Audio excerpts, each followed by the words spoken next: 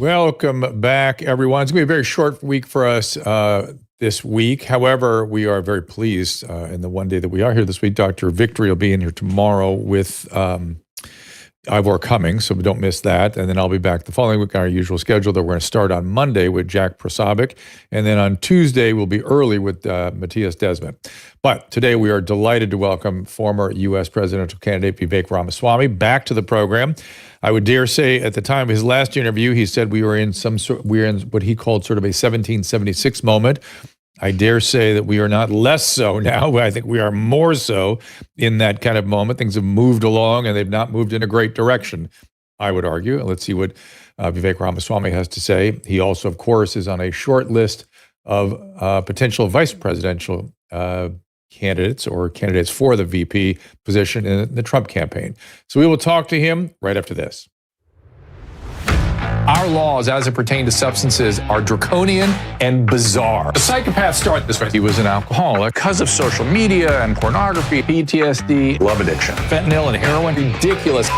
I'm a doctor, for sake. Where the hell do you think I learned that? I'm just saying, you go to treatment before you kill people. I am a clinician. I observe things about these chemicals. Let's just deal with what's real. We used to get these calls on Loveline all the time. Educate adolescents and to prevent and to treat. If you have trouble you can't stop and you want to help stop it, I can help. I got a lot to say. I got a lot more to say.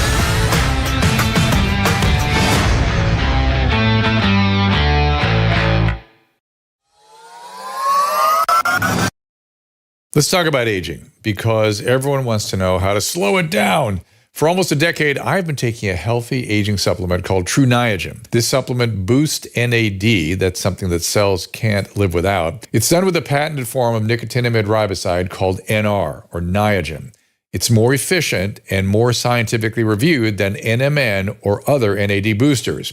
True Niagen is truly the best way to boost NAD levels. And it's made by Chromadex. They are the gold standard in the NAD space. Dr. Charles Brenner, the scientist who discovered the NAD boosting potential of NR, explains. And the center of the metabolism that allows the conversion of food into energy is NAD coenzymes. And NAD gets disturbed in the aging process.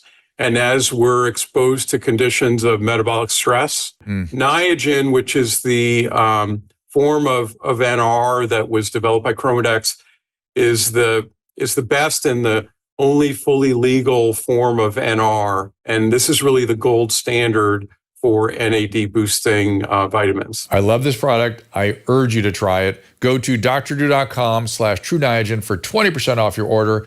That is drdrew.com/True Niagen, TRUNIAGEN, and enter Dr. Drew at checkout, DRDREW. Enter it at checkout for 20% off. You can follow Vivek Ramaswamy at Vivek, VIVEK Ramaswamy, just as it sounds phonetically, on X, Vivek G. Ramaswamy. The book is Woke Inc. Inside Corporate America's Social Justice Scam. Of course, I think maybe you don't know his past, but he founded a biopharmaceutical company in 2014. He had Woke Inc. as a New York Times bestseller. And he has written several other books, and he has been a presidential candidate. And I think it's been an extraordinary experience to see a young person put themselves out there the way he did. Caleb, is he available now? Yes. He's there we go. Vivek, thank you so much for joining us again. How are you? Excellent. We got a little weird delay here, so please bear with me. But first I want to say, just listen, I want to thank you for putting yourself out there. As I was sort of preparing for this, I was reading, the usual nonsense hit pieces and BS that gets printed. And I was watching some of the early comments, this little known entrepreneur, so-called, and all these crazy weird innuendos they throw on these hit pieces that were so far from the truth, and of course, so far from the person we got to know as you moved into the presidential campaign. So first, I just want to say thank you. And my question is, last time you were here, you mentioned that this was sort of a 1776 style type moment in quotes. And I agree with you. How has that clarified for you through this run? And what surprises have you uncovered as you've, as you say, rolled over these logs to see what crawls out? Yeah, look, I think it's a 1776 moment. I stand by that on numerous counts, and that's only become clearer as time has passed, even over the course of my own experience in the race, and even after I've dropped out of the race. You look at what they're now trying to do to the front runner in that race, Donald Trump, and it reveals, I think, the way in which this is not just about increasing the tax rate 1% or decreasing it 1% like many presidential elections might be about. This is about the basic rules of the road that our country was founded on. Do we actually believe in free speech anymore? Do we actually believe that you get to express your opinion as long as I get to in return? I believe that. You believe that. I think most Americans believe that, but we have a ruling class in this country that's rejected that. Do we believe in the rule of law, that you get to come to this country legally through the front door, but that you do not get to enter this country illegally through the back door? Do we believe in the best person getting the job, getting ahead in this country, not on the color of your skin, but on the content of your character and your contributions? And these aren't black ideas or white ideas. I don't even really think they're Democrat ideas. I do think that there is a deeper issue in this country where the managerial class, the deep state, the people who we never elected to run the government, who are now running the government, they're exercising a kind of power that resembles the British monarchy, actually. And so that's why I think we live in a 1776 moment, because this country was founded on the basic idea that for better or worse, we the people decide who governs. We the people get to decide who actually runs the show. And yet today, just look at what's happened even in recent months. You have unelected actors, you have bureaucrats trying to remove a major presidential contender from a ballot precisely so that we the people can't decide who governs. That's why I say we're in a 1776 moment. And I also think that one of the things that was true about our founding fathers is they made sacrifices. And Dr. Drew, this would be something I'd be happy to talk about at length. They made sacrifices. They didn't just passively inherit the country that they bequeathed to us. They had to make sacrifices for that country. And so if you really believe with me that we're in a moment where the American revolutionary ideals are on the table, then it's going to require each of us to make a sacrifice, as our founding fathers did. That's what made this country great the first time around, and that's what it's going to take to do it again. And so that's why I did what I did, and I'm fully supporting President Trump going forward to make sure he's elected. At the very minimum, you're right in the sense that at very minimum, everyone needs to be willing to speak up and speak their mind come what may, right? That is actually, that's the insanity of our present moment, that we have to risk to speak, to render an opinion. That is a risky thing to say, which that's insane. And we should all be willing to do that. I'm wondering what you think about the fact that it looks as though, the one shining light through the most recent history of this suppression has been X, right? And I don't think X was really even in place yet when we last talked. And now it looks like these deep state forces are not just operating through our own country. In other words, we have Michael Schellenberger's and the Twitter files and all these things that have been exposed about where they have been asking private actors to do their bidding where they could not do so themselves as the government. So we know they've been doing that. But it's starting to look like they're going to places like Brazil and installing governments that will do it for them from those countries. Is that what's happening? Is the blob, as some people call it, like Mike Benz, are they really operating on an international scale to try to ensconce this elite you just referenced? Look, I think that's not some conspiracy theory. I think it is a description of plain facts hiding in plain sight. There's a horizontal managerial class. It transcends partisan boundaries. It transcends national boundaries. And that managerial class, who comprises this, right? The undersecretary of God knows what. The person who's the associate dean of diversity or something else at a university. The person who professionally sits on some corporate board in the HR ranks of corporate America's largest Fortune 500 or Fortune 1000 companies. The ambassador to some third level country abroad. It's the same horizontal managerial class, what I guess you could say Mike Benz calls the blob. The only reason I don't use that term is I think he hits the point on the head, but it sounds too benign. I think the reality is this is a managerial class that's crushing the will of the everyday citizen. Solving the boundary between the public sector and the private sector. That's the heart of the Great Reset. The Great Reset is about dissolving boundaries between the public sector and the private sector, even between nations, so that the actors who lead those institutions can together work towards their vision of the global common good. So that's why you see government actors in the United States, in other countries, using tech companies, ordering tech companies to do through the back door what the government could not do through the front door through the rule of law. And you're seeing that in the United States. You would see it in countries like China. You might see it in countries like Brazil or other countries around the world. And I think that kudos to Elon Musk for at least being able to speak openly about it. I personally think that, you know what, people are talking about different laws to address social media issues in the United States. Here's one. Anytime a government actor demands that a social media platform engage in speech suppression or amplification, that social media platform or that internet company at least has an obligation to say it to the public. I don't care if that's the Chinese government. I don't care if it's the Brazilian government. I don't care if it's the US government. We should not want to live in a country where internet providers, the modes of communication, are themselves backdoor pressured and threatened and induced through carrots and sticks to censor speech that governments could not themselves censor. That's really the new form of tyranny in this country. And that also reveals, Dr. Drew, where the changes we're going to need in this country, yes, the federal government, yes, they include changes in what we might call the deep state, but it also requires changes that are bottom up in the private sector as well.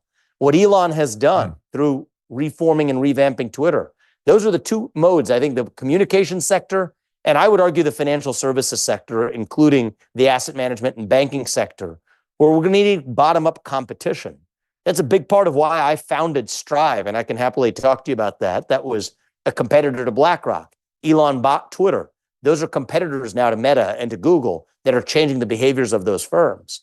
We're going to need change through the government, yes, but we're also going to need bottom-up change through the private sector as well. And it's going to take all of the above to really get the essence of our country back. I'll have you tell us a little about Strive, but before you do that, I just want to focus a little comment on something you said about the managerial state being very much like the British monarchy. I noticed recently, I was studying a little. People know I study the French Revolution. And I noticed that the Jacobins at their core were really wanting an administrative state. They wanted this state of administration run by the people rather than the monarch, but it's the same administrative state that the monarchy invented.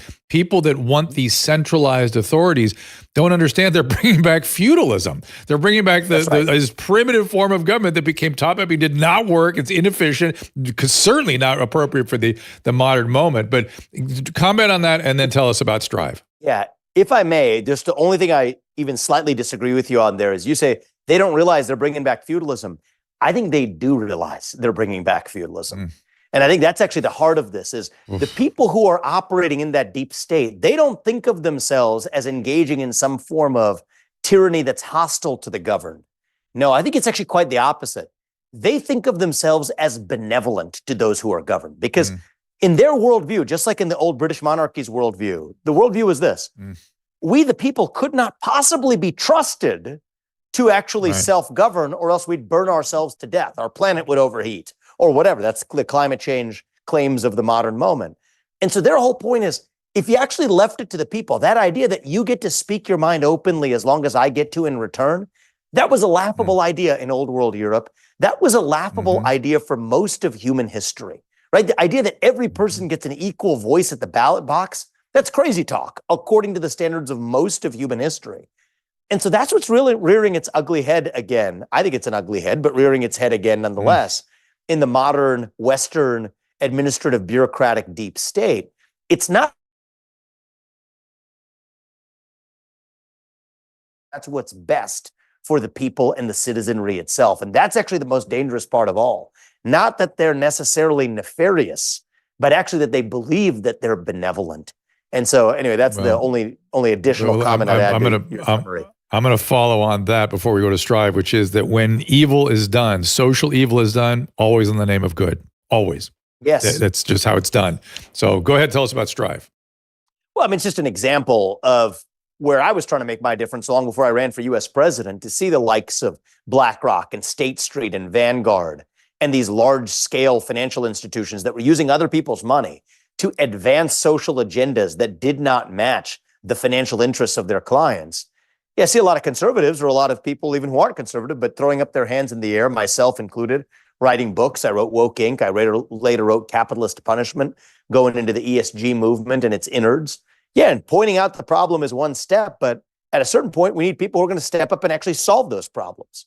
And so I founded a competitor to the likes of BlackRock and State Street and Vanguard, whose goal was to offer the same kinds of financial products, index funds and so on, but with a different approach to voting the shares of the clients and to speaking on behalf of shareholders in corporate America, telling underlying companies to focus on what maximizes value for shareholders, period. No environmental agendas, no social agendas, nothing. What maximizes value? Every company should pursue their own unique mission and create value for shareholders. And the fact that that became such a radical idea at the time that I started Strive several years ago shows how far our system of free market capitalism and even our founding culture as a country has fallen. But it's going to take, I think, those competitors in the market. Now look at the ESG movement on its back foot. Look at what's happened with other tech companies after Elon bought Twitter, now rolling back some of their most draconian censorship measures. Competition is the mother of innovation. Competition is, I think, a good force for good in the United States of America. And so, yes, we're going to need a lot of change driven through the mother of all bureaucracies in the deep state of the federal government. And I'm going to do whatever I can, not only to make sure that there's a second Trump term, but that second Trump term is a success. Yes, I'm going to do everything I can in my power to do that as a citizen. But as capitalists, there's also opportunities for many of us, whether it's Elon Musk buying Twitter. It was my motivation in starting Strive as a new age financial institution, adhering to old school fiduciary principles. Yes, there's going to take those competitors to drive change through our culture as well. And I continue to think the two most important sectors are communications, that includes the internet, but communications broadly, and the financial sector. Those are the ones that have been weaponized by effectively deep state government actors to be able to do their bidding. And those are the two most important sectors to regain, not to conservative control, it's not what I'm saying, at least to neutrality, where financial institutions stand for what maximizes the value of their clients' dollars, and free speech platforms and internet platforms actually operate as platforms where people are able to engage in open speech and ideational debate. That's not too much to ask. And I think that's the pro-American thing to do in our moment. And I laugh to hear you say that basic principles of a market efficiency and performance are somehow old world ideas, ancient ideas, outmoded ideas like performance. So I want to switch topics for a second because I know I have limited time with you. Yeah. I got a funny feeling that there's something deeply, I'll just use a sort of a general word like amiss with many of our leaders. I think about my own governor in my own state. And it's hard for me to tell what's up because we don't have a press that addresses them. Let's just say Richard Nixon. There are plenty of people that liked Richard Nixon. That's how he became president. And then there was a press that said something's kind of up with this guy. Let's dig in and try to roll the log over, as you would say. And lo and behold, something was going on. There is no such press addressing these leaders today. And let me just pile on by saying, you were the only one I noticed speaking back to the press, which I loved and I miss dearly. So please keep that going if we see you again as a part of a ticket. I look forward to nothing more than that. But how do we sort of scratch through the surface of our leaders that seem, I don't know what their inner thinking is, because it's all just a lot of platitudes and hucksterism and vote pandering to the voters. How do we get at that if the press won't do it? Yeah, look, I think this is the free and open internet, which sidesteps that historical press apparatus to be able to at least call out their hypocrisies. That's why I'm so focused on the free and open internet, because that's the ultimate check on the media institutions themselves. Now, seeing what I saw, that's part of why in the latter half of my campaign, I made it a focus to call it out to their faces, and so that people could see the hypocrisy of the way in which the dishonest media actually behaves today. But I'm also not a believer in throwing my hands up in the air and complaining about a problem. Let's solve it. I faced off with Don Lemon, exposed, I think, a lot of the latent hypocrisies underlying his worldview, capturing CNN in one warped view of the world, representing a small fringe minority of Americans. Once revealed, he lost his job. And I wasn't the only person who, I think faced that consequence from having been exposed in the way that I was able to hold a lot of these journalists. I say journalists in air quotes because that's not really what they are, but these propagandists disguised as journalists. And so I did my part as best I could during a one-year presidential campaign. But the ultimate backstop to hold the media accountable is a free and open internet that allows for alternative voices to speak hard truths in a marketplace of information, where people are able to assess, okay, yes, I know I heard this on NBC News or ABC or whatever linear medium I was getting my news through 10 years ago. But here I'm also seeing through a free and open internet hard facts suggesting that what I heard on cable television or in print newspaper wasn't exactly what was presented to me as such. And so when you have a media that no longer holds the government accountable, the question is, who's going to hold that media accountable? And I made that my mission during the presidential campaign, and I'll honor your request to say that in whatever capacity I'm serving, we're not going to go light on them either. Wonderful. You gave me hope to get on to the next day. There is another politician who is talking back reasonably and calmly to the press a bit, and that's RFK Jr. He didn't do it quite with the vigor that you did. I miss it so much. So I look forward to you getting back out there. Or at least it's not as visible as it was when you were a presidential candidate. What do you make of RFK Jr.'s run and the impact he's going to have? Look, I respect anybody who stands for the right side of at least standing for the voice of the everyday citizen. And so do he and I disagree on a number of questions? Of course we do. I think we have vastly differing views of the Second Amendment. I believe the Second Amendment is not a recommendation. It's a right. I think that he has different views on the matter. I think I have a view that the climate change agenda is largely based on false premises, that there is no climate emergency. If you look at a lot of his comments, he probably has a different view. So we go straight down the list. I'm against racial quota systems and affirmative action. He's a proponent of affirmative action. So I say this as somebody who disagrees on the substance of many policy questions with him. And he's on the left of those questions. I'm on the right of those questions. Against that backdrop, I still respect his commitments to free speech. I still respect his opposition to backdoor censorship.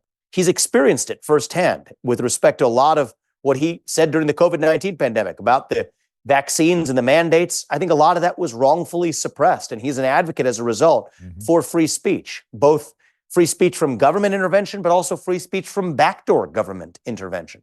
I respect the fact that he's also been critical at times of the ESG movement, critical about the U.S. actually using our own taxpayer dollars to fight for somebody else's border where we're not securing our own. And so I respect the ability of an independent voice, even though I disagree with him on the substance of questions ranging from climate policy to racial equity or affirmative action policies or Second Amendment related issues, to say that at least on those core issues of free speech, not weaponization of the justice system or the financial system, and making sure that we're not some interventionist hegemony that's acting against the interests of both Americans and others in the world.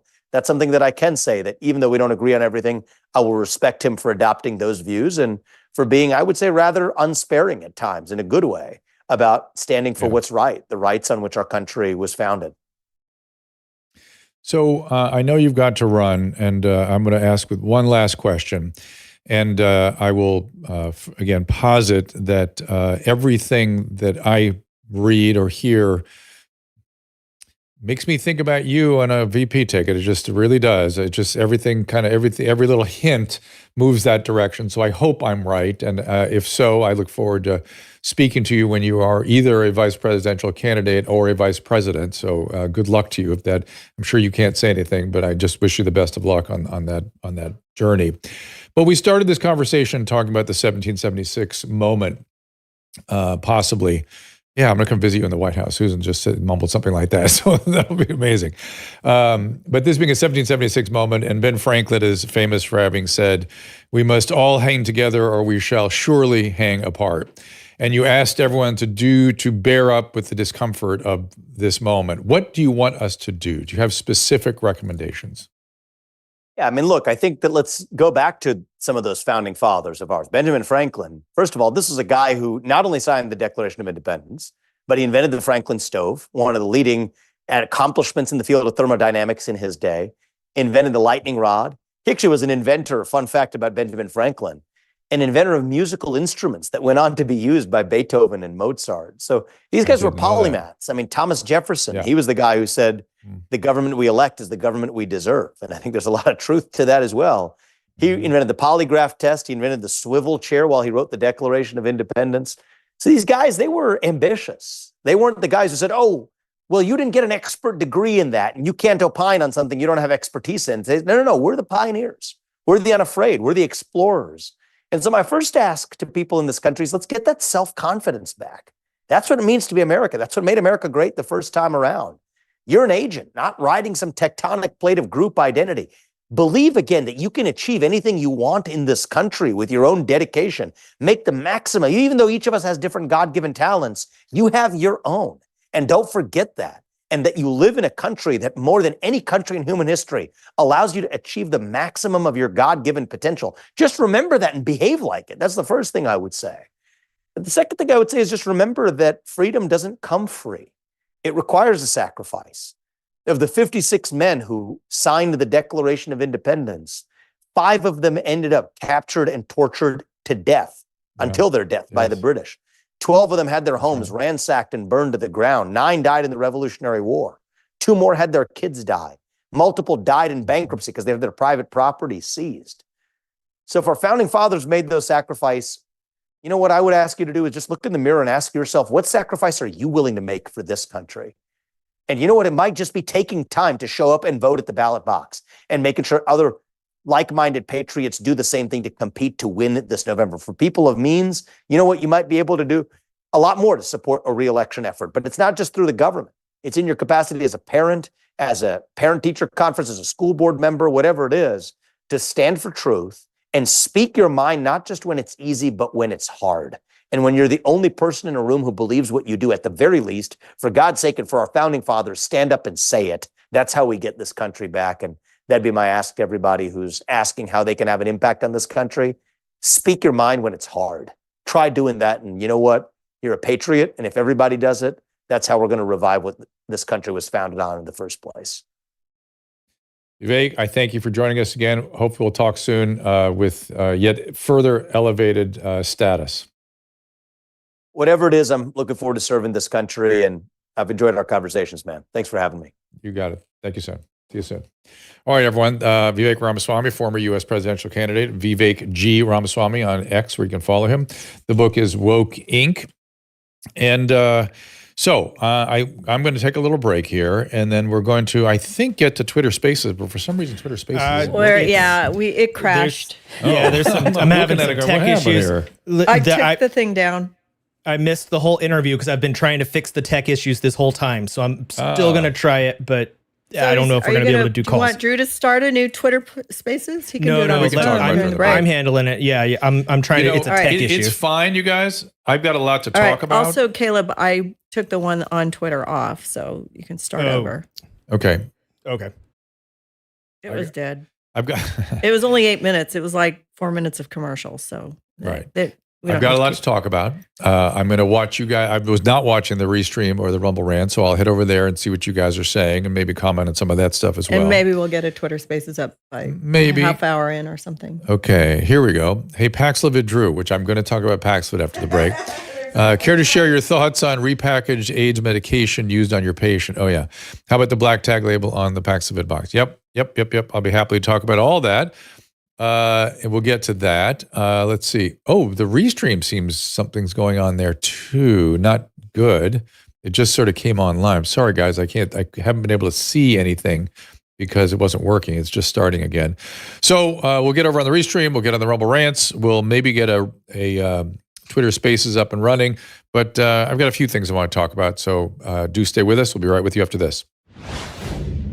You could spend thousands of dollars and dozens of hours trying to look a few years younger, or you can skip all that and the hassle and go with what works, Genucel Skincare. Genucel is the secret to better skin. Their products are made in the USA using a proprietary technology that combines a naturally effective base with non-GMO ingredients. In fact, you might have witnessed the astonishing effects of Genucel during a recent unplanned moment of our show, when just a little Genucel XV restored my skin within minutes right before your eyes. That is how fast these products work. I know I'm a snob about the products I use on my face.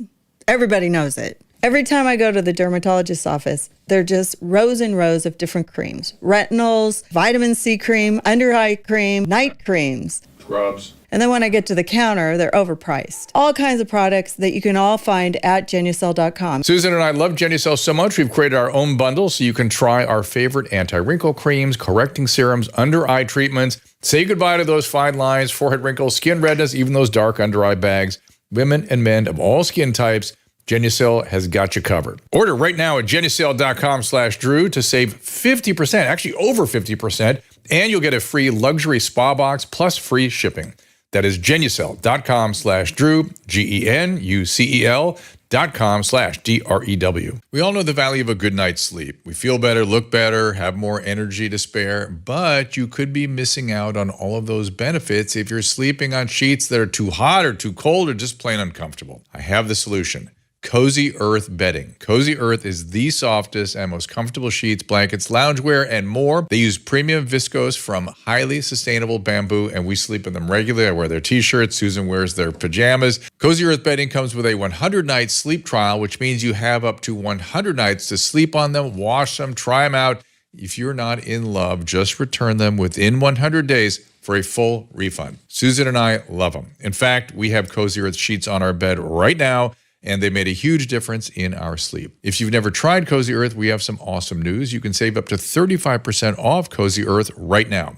But hurry, this offer will not last.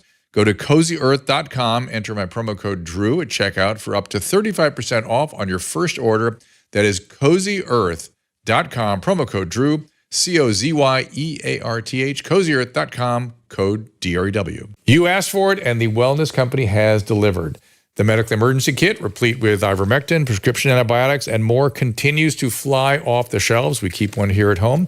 And there are 3 new kits you need to know about, and more are coming. The Contagion Emergency Kit was inspired by the high demand for the medical kits. In that Contagion kit, you'll find ivermectin, hydroxychloroquine, antibiotics, budesonide, and a nebulizer. And a must for your next trip is the Travel Emergency Kit, something I made sure exactly what I give my patients is in this kit and some more. The kit includes remedies for jet lag, variety of infections, even GI ailments. Imagine your flight getting grounded anywhere, say even in the U.S., and you start getting sick. You do not want to be at the mercy of the U.S. healthcare system or any healthcare system. At home, we keep the ultimate first aid kit on hand. It has over 20 essential supplies and medications for situations when time is of the essence. Order one for your car and your go bag. Because these kits contain prescriptions, your purchase includes a telemedicine consultation as well as an instruction manual. Go to drdrew.com/TWC for 10% off. That is drdrew.com/TWC for 10% off all your orders. I'm very excited about these kits. Go to drdrew.com/TWC. So a reminder, this is the travel kit thing that I packed with everything that I give every single one of my patients. And the True Niagen, which was at the opening of our show. Again, I'm enthusiastic about everything here. Just the Paleo Valley. Yeah, the Paleo Valley has been great. They're back. And Susan, we're sort of nuts about the bone broth. We have it every single day. And I use it not just because it's a great source of protein and collagen. It's also a good way to manage appetite. It's very low calorie. So it works very nicely with coffee. So there is that. We're gonna get into a bunch of things right now. But I want to first say something. Okay. We lost our beloved Rex honey badger yesterday morning. Oh. He was always laying here with me during the show, and I just want to have everybody pray for his sound delivery into heaven, and I hope he's chasing lots of squirrels. Yeah, it was Been sudden a really tough couple days. Yes, we were just talking before the show started. We were both talking about how completely beat up we are. It was sudden, out of the blue. He was relatively normal, we thought, and then all of a sudden crashed, and it was shocking, just so shocking. And this is somebody that ran our lives in our house. Somebody. He was always here eating the mushroom cookies and. Yeah, he did like those. Yeah, thanks for your support. And Susan, I wish you'd wait a little while before you brought it back because I've got to find the energy to go on with this show. So thanks for doing that right at the beginning and not at the end. Sorry. Well, I didn't want to do it at the end and then just leave everybody hanging, you know? Right. Well, we appreciate it. But thank you for your well wishes. The thing that was most astonishing and difficult was I was literally playing with him at 5 o'clock. Normal, he'd having some little this and that, but we didn't think it was really anything. Then at 6 o'clock, Susan texts me, goes, "What's wrong with this dog?" And I go, "What's wrong with the dog? What's wrong with you? He's fine." and he never showed his cards. You know what I mean? Like he was always so energetic. Yeah, it's like a puppy till the very last thing, and then we ran off to the hospital. Oh, there he is. There he is as a puppy. And then we ran to the hospital, and then things got worse. Okay, so IED is stirring up Rumble with the Paxlovid questions. Okay, that's over on the. Don't. Hey, are we really going to make us I knew start he'd be crying there. here if you're not careful? Yeah, What's no, that? Yes, I knew IED would be on that one once you said the word Paxlovid. Ah, good. Good. All right. So what's she saying, or he? Is that a Paxlovid has one sweet, mechanism of baby. action versus ivermectin with 15. That is true, IED. That is all true. This is all true. These things can all be true. Okay. This is why this is what's making me. I've been yelling about this from the beginning, and I'm picking up more steam again to bring this topic up. It's why there's a clinical practice of medicine. It's why you can't practice medicine with a computer. It's because our intuition as clinicians matter. They matter, and they inform us in ways that literally nothing else can, which is why after we do years and years of studying books, we spend even more years and years of studying cases in the clinic to gain that clinical experience so we can see the infinite variety of the presentation of medical problems in the setting of the human biology. It is not, we almost arbitrarily categorize these things, and then you're all now becoming increasingly aware of how arbitrary our analysis is of the biology, the biological agents, the pharmaceutical agents we use to try to change biology to move it in a more beneficial outcome. And when it comes to things like Paxlovid, IED, about the one thing we can say when we study whether it works or it doesn't work is the null hypothesis is either informative or it is non-informative. That's what medical literature can tell us. You have a null hypothesis. This is not the case. That's what a null hypothesis is. Then you study you create an experiment. Simpler the better. Do a little, again, simpler statistical analysis, and that null hypothesis was either informative or non-informative, period. Now, in the case of Paxlovid, we have a new study that was not surprising, that essentially individuals with one risk factor for more significant outcomes with COVID did not have a significant benefit from Paxlovid. Not a surprise. My clinical experience has been that in those individuals who do have maybe a little more, 2 or 3 risk factors. They're older, for instance. They have hypertension. They have maybe multiple other, my patients have so many medical problems. So let's just say multiple risk factors for bad outcomes. If Paxlovid is used early, remember the argument for early treatment? Guess why early treatment is so important? Because when the virus is being replicated within your body and bursting out of those cells and becoming viremic through your system, that's when the damage is done. If you suppress the viremia, then the inflammatory phase, remember the cytokine storm, doesn't come on with the same vigor or doesn't come on at all. I have had cases, I had one case in particular where I gave someone Paxlovid who did not have risk factors, would not have met the criteria even for this study that we're saying was non-informative or was. It actually wasn't. I forget how they designed the study. But at any point, it didn't work in that setting. But in that individual, she was better. And she'd been sick for 6 hours. She was getting a lot worse. I was concerned that this was going to go bad. And by morning, that person returned to work. It worked. Now, maybe that was a coincidence. It was proven COVID. Maybe not. Maybe it didn't work.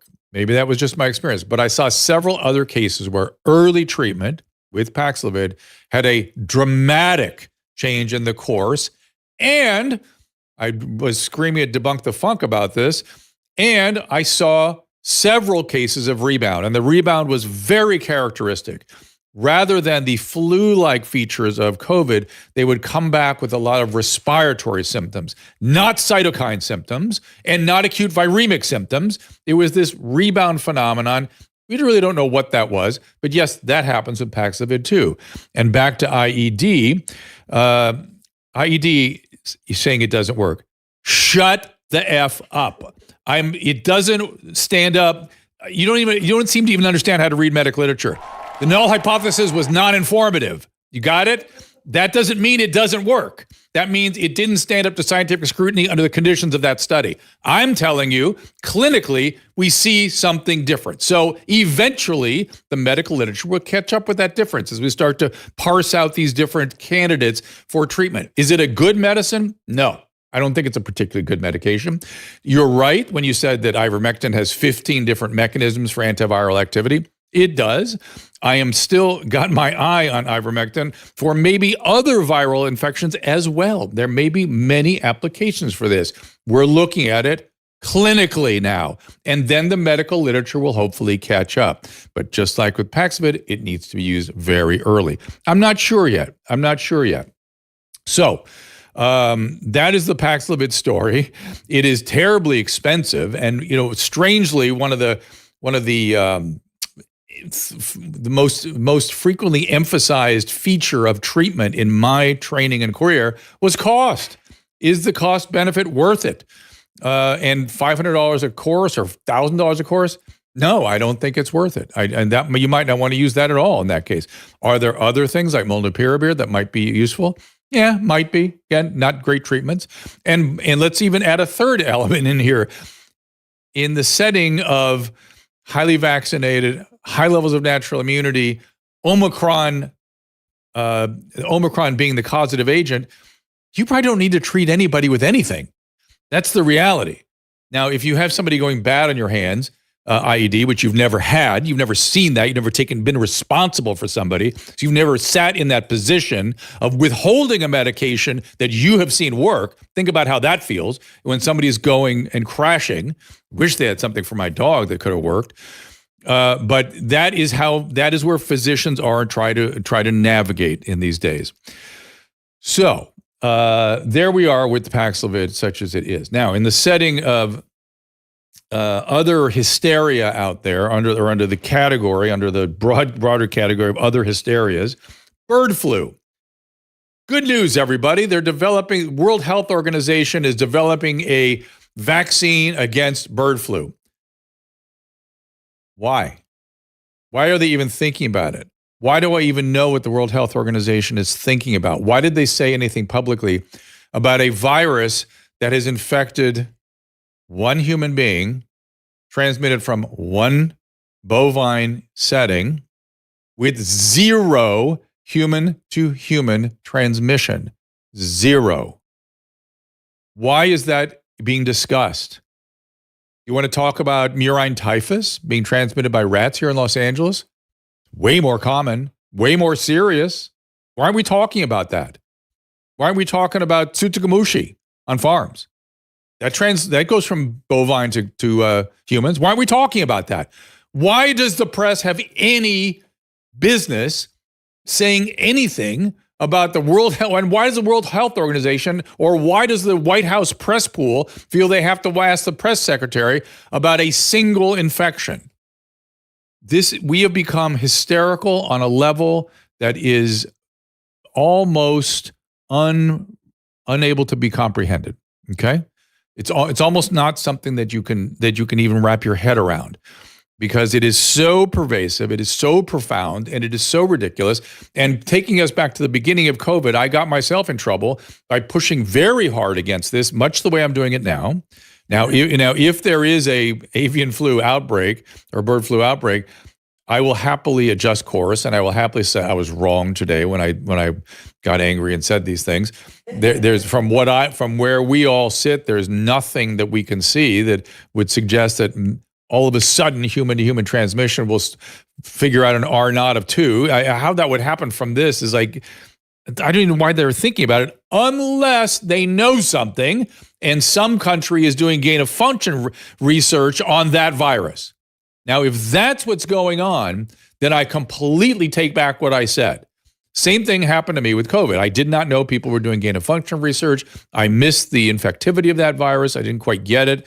Because it didn't fit sort of natural behavior. But okay, and we can argue still about whether it's a natural origin or not. I mean, it came from a bat. Whatever.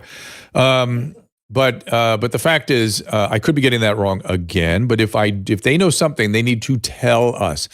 If you remember me saying over and over again, the Jack Nicholson line from A Few Good Men, you can't handle the truth. Again, there was the villain uttering those lines. That was considered villainous of government to take that position. It was only 30 years ago that movie came out. Villainous of a military leader to say, you can't handle the truth. Now, I feel as though that is the routine position of our government, and it should be fought against. And much like Vivek Ramaswamy was just saying, we should be standing up and asking tough questions, and we should be asking them of our leaders. I don't know how we get at them because the press is not doing it. I guess we just continue these conversations here in what is the last remaining sort of free environment, which is our free and open internet, though it also is under attack through Brazil. Just to kind of parse out a little more what Vivek and I were talking about, Mike Benz, who we've talked to on this program, has a theory that the blob, which is the CIA, sort of what Vivek calls the administrative state, has gone down to Brazil.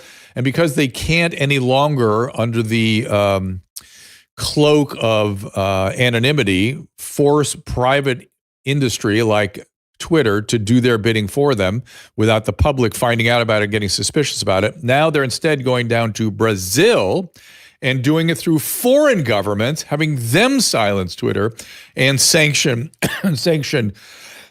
excuse me, Elon Musk. However, while we've been working here, while we've been talking, a tweet just came out. The Public Security Committee of the Chamber of Deputies approved a motion of applause and praise for Musk this is, quote, exposing and facing political and unfounded censorship imposed by a Brazilian justice against the users of the platform in that country. So there we go. That's the original problem you're seeing up here. But now there's a new headline that has come within the last half hour, which is that they are reversing that, and they're actually praising Elon for standing up against this corrupt justice who seems to be in the pocket of this potential dictator. Why we would want essentially the same administrative state as the Sun King in France or George III in England, why you would want that administrative monarchical state in our country ruling and making decisions for your life is something beyond comprehension. And why you would want your freedoms limited. I can remember about 20 years ago thinking to myself, in many ways, the U.S. is an experimentation on the limits of freedom. Where are those limits of freedom? And we've been messing with that for quite some time. But to have them externally completely oppressed by people who just decide on their own what they think your freedoms ought to be, that should be the scariest thing you've ever heard in your life. And the fact that it's not is something that I have difficulty sort of managing. I can't even believe it. Susan, did we get the Twitter Spaces going, or are we going to give up on that? Not Caleb, maybe yet. you can tell me. I don't. I see there's something here. It says I'm. Do you want Drew to do it? Set it up? No, it's a more technical issue. But I'll have it working tomorrow. We have a whole new mixer board and sound card coming in on Thursday, so it'll be fixed by Thursday for sure. Fantastic. So I'm kind of worked up today. I apologize if it's excessive. Let me go back to. I'm going to go to Twitter. I'm sorry, to Restream and see what's going on with you guys. I unfortunately, though, lost the page that is on. There we go. See if I can find it again. Well, no, I can't. So I'm going to have to go back and do it again. I have like so many windows open, I can't even find my damn anytime my way. Susan, any questions from your standpoint based on what I was saying so far? I think that the government is trying to calm down the media by saying, "Oh, we're going to protect you," and it's calm down the media. Yeah, like when they were getting asked questions at the White House, what are you going to do? This is the bird flu; it's coming our way, and they, I don't know, they just respond in such a way that it makes it sound like it's a hysterical situation. I mean, there was one case of the bird flu or something, and how many flus have we been through? And I know that you said, "Oh, it's not going to be anything," but if it is if this is I'm just basing it on the fact that you can go to our infectious disease collection system and look at all the millions of infectious diseases that are circulating around this country, and then ask why one case of bird flu are we talking about that? Why are we talking about that? Why aren't we talking about chikungunya? Why are we talking about echinococcal? Why aren't we talking about tularemia? Why aren't we talking about malaria? Why aren't we talking? I love it when he does that. I mean, if you remember, I used to bring two big textbooks of infectious disease and stick them on the table here. One of them was pediatric and one of them was adult, to remind you that these were just two of 30 textbooks I could have piled up on top of each other with all that's out there to get you from an infectious standpoint. And, I mean, if it's biological warfare, then maybe we should worry about that. Then they should tell us. Yeah. Then I need to know that. If you're doing something to the bird flu in the Ukrainian biolabs, well, by all means, let us know. And so we can really focus on that bird flu together. And the other thing is the centralizing authority, the fact that there's this World Economic Forum that has decided for you how you're going to be happy, how you're going to live your life. Please be a student of history. Wherever well-meaning people have come up with ideas like that, it has eventually, because it's a bad idea, they get to a place where they say, this won't work unless everybody participates. So we're going to have to force some people to move off the farms into the city, in the case of Mao, or we're going to have to force people to turn on one another in the Ukraine to be able to take over their farms. They eventually will do things where millions of people are killed. That's what happens every time. And if you're not a student of history, please become one. Please, please, please. After we had that interview with Xi, I wanted to say if Xi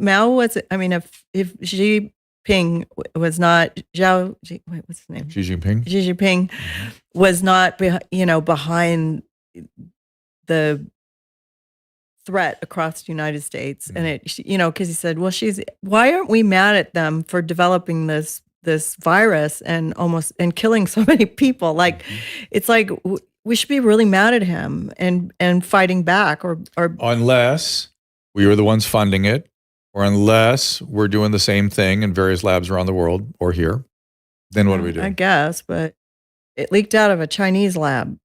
Yeah. Well, what if we were funding it? What if we were involved with it? What if we knew full well what was going on? I guess that's why we're not fighting back, because this is back to the blob. This is back to the tentacles of the blob. If Mike Benz is correct, seem to go many different places, far more than I ever knew possible. I am, I'm sort of open. Like I've said repeatedly, I'm open to ideas I never would have been open to before, because I can't get over what the government was able to do during COVID, what they did do. And we have now the head of the NIH, I think he is. Let me get this right. Francis Collin, director of the NIH, admits that, here's his quote, not the quote, but this is the condensation of the quote, public health put infinite weight on stopping COVID and no cost-benefit analysis, no concern for civil liberties, and zero weight on the consequences of their interventions to stem the COVID infection, again, upon which they put infinite priority. So one is an infinity priority, and everything else is zero. That is in medicine, that's how you harm people without exception.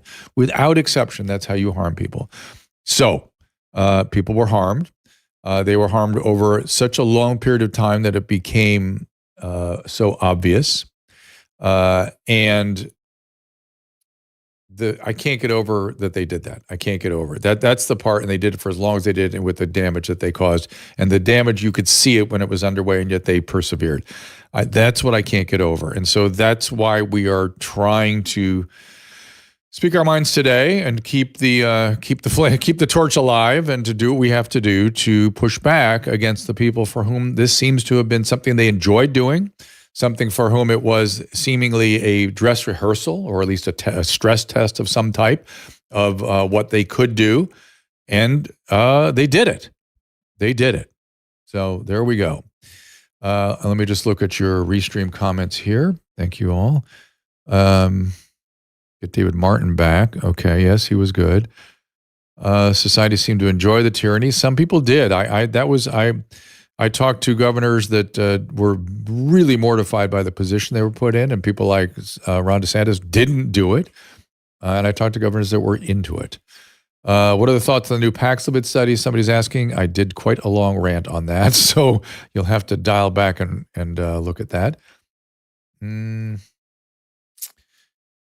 Okay, yeah. As soon as they refused to give conformed consent, alarm bells should have started ringing. It rang in Monkey's head, and they should start ringing in all your heads. We weren't giving informed consent, and we weren't even able to give informed consent. And now we have guys like Aaron Kheriaty who raised his hand. He is one of the defendants, or he's involved in the Missouri versus Biden case that has now been more generalized, the one before the Supreme Court. And he's a psychiatrist. He was a decorated teacher. He was the chairman of the bioethics committee at University of California, Irvine School of Medicine for many years. And he, for years, championed walking the walk when it was tough, when bioethics mandated it.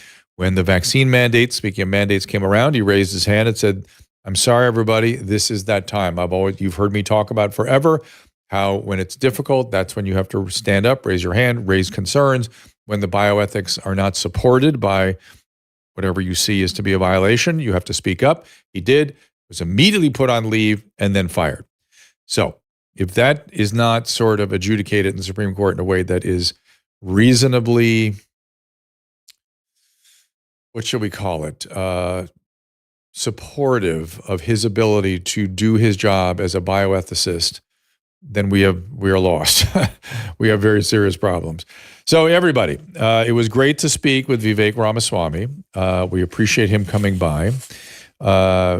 This is still a constitutional republic, last time I checked. And we should be really, as Alexis de Tocqueville pushed us, willing to practice democracy locally.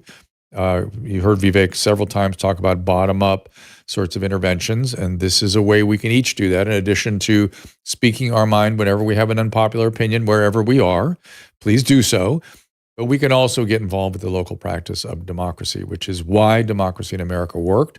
That was the analysis in 1825 by Alexis de Tocqueville, and I think it applies today. Think about your local governments and what they do for you. It's your police, it's your fire, it's your roads, it's your sewage system, it's your electricity and water oftentimes. This is what matters in your life, is your local government, and that functions well. And a lot of the nonsense that is coming out of our federal government is not operating in your city or townships or counties. It's just not part of the story. And it was never meant that the federal government, the oversight government that was meant to just make sure we had a more perfect union of the states, to make sure the states functioned properly amongst themselves, that government would somehow start to reach into the lives of individual citizens and tell them how to live and what to be afraid of and to hide under their bed if something should come around. That is not the federal government's job. Should never have been. And but to be fair, I guess I will adjust my opinion a little bit and say that local government here in Los Angeles and LA County did do the bidding of the federal government and the state government, and was very active in the hide under your bed, shelter in place bullshit that we were all subjected to. So, but if we'd been more active locally, maybe we would have been able to push back against them. So next time, listen to your instincts. Don't be frightened by what they're saying. Ask for evidence. Ask for cost-benefit analysis on everything they do. And I think we may have learned something from all this, though I don't know. I don't know. I personally can't get over it. I don't know how you all feel about that. Caleb, anything from you before I wrap this thing up? Nothing new from me. We will have the spaces running by Thursday. That's when the new mixer board gets here. I think we just blew up the old mixer board last week, and that's why it still doesn't work. Yeah. Oh, well, there you go. Well, we're out. We're going to be in the South the rest of the week. We're going to New Orleans. Yeah. And this has been a little choppy, I know. With no work. I know. We're trying to get over the shock of losing our dog, which is just like a shock. And I'm glad it was planned. It almost got canceled. It almost got canceled because we thought he was going to be having surgeries and this and that. Oh, my God. So But we appreciate you. He did us a favor for coming by. I have a feeling he's going to be the vice presidential candidate for the Republican Party. I don't know what he had total poker face. Did you see him? He did not flinch. He just, you know what I got? I actually am pretty good at reading that stuff. What I got from him was he will be in the administration. It just hasn't been decided yet. For sure. If Trump wins, for sure. It just hasn't been decided in what capacity. I mean, it's the people you hire around you that he could be. He could be HHS. Office. He could be what was Ben Carson's job? That was I forget what that. But he could do that. He could be a cabinet level official, or he could be a vice president. But whatever it is, I look forward to going to a White House to visit Vivek Ramaswamy. I think he's a very interesting guy. I think he's a very smart guy. If you'll get invited. I'm glad he's out there fighting. I think he's an asset for all of us, and we should get behind him as best we can. That's all I'm saying. Please do read the Paxlovid study IED. I recommend you do so. As we say, the null hypothesis was informative, I would say. Because the way the study was designed, the Paxlovid did not work. So the hypothesis was it would not work. It did not work. So the null hypothesis was confirmed. So in that case, it was informative for that particular circumstance. Doesn't mean it never works under any circumstance. It means it's not particularly. It doesn't stand up to good scientific scrutiny. So we will leave it at that. I'll be back. Let's get the schedule up, Caleb, if you don't mind. I'll be back on next Monday. Put it up here. Sorry to call that. Okay, tomorrow with Ivor Cummings and Kelly Victory. Jack Prosovic in here on Monday. Matthias Desmet, who I've been looking forward to speaking to for literally 2 years. He is sort of someone that has studied mass formation in populations well before COVID. He was trying to understand how Nazism happened and how early 20th century Russia happened and how the French Revolution happened. He's been studying these things, and I got a million questions for him. And that show will be on April 16th at noon. April 22nd, Salty Cracker returns. 23rd, Naomi Wolf returns. 24th, Tom Renz returns. And then Donald Trump Jr., whose show I did, and had a nice conversation with, and then took endless shit for daring to talk to Donald Trump Jr. I guess we will talk to him again on this show. Emily's been hard at work booking. And Drew doesn't like taking shit. Look, the more people complain, the more I want to do it. So, well, you know what? There's our, I guess, to take our marching orders from Vivek. There's where you got to stand up and do it. Brent, let's talk to this guy. Let's bring him in. Let's see what's going on. Put our money where our mouth is and have those conversations. I want to get Trump too. Well, the big Trump. Emily, get Emily going. She's good. We'll see what she can put together. He thinks you're a wonderful man, Drew. How do you know that? He said it to you. He said it to my son. Your dad is an amazing man. And we'll see. I don't know if he even knew who you were, but and we got to get RFK Jr. back too, because he is out there. He's been just doing great. No, you were a great man. I remember now. A great man. Fair enough.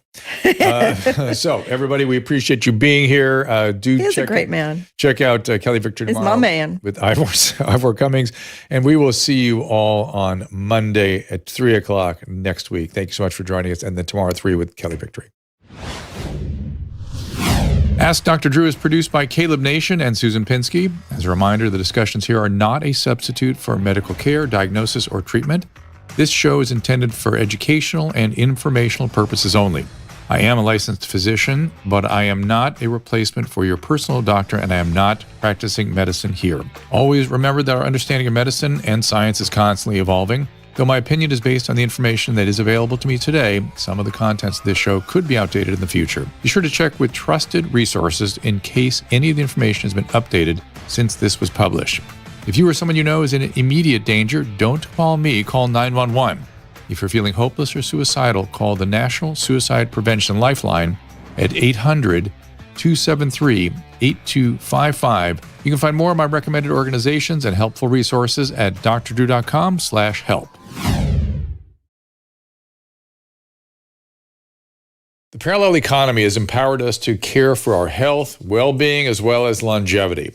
Likewise, for us pet parents who now have a place to go when it comes to keeping the family dogs, cats, even horses in the best shape possible. As a dog dad, I'm thrilled to be working with Pet Club 24/7.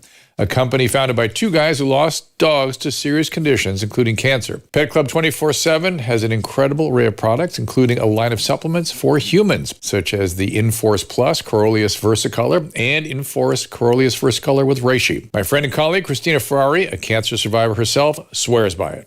When I was diagnosed, the doctor in the emergency room told me, you have 2 years to live. Oh, boy. Along with the stem cell, I took these. I have been in remission for 8 years now. For dogs, Mush Puppy treats are a fan favorite. Rex went, oh boy. Oh, he came right. Oh, there he is. They are also made with the Coriolis versicolor mushroom, which supports their immune system according to hundreds of clinical studies. Here's Kristen Ludlow, National Vice President. That strain does matter. We do have the most potent strain, and we also extract it in a proprietary way. And that's why we've been having such wonderful experiences with these products. Mush Puppies are made here in the U.S. There are no fillers. It's non-addicting. Your dog can't accidentally overdose. Go to drdrew.com/petclub247 for a discount off the list price. That is drdrew.com, PETCLUB 247, Pet Club 247.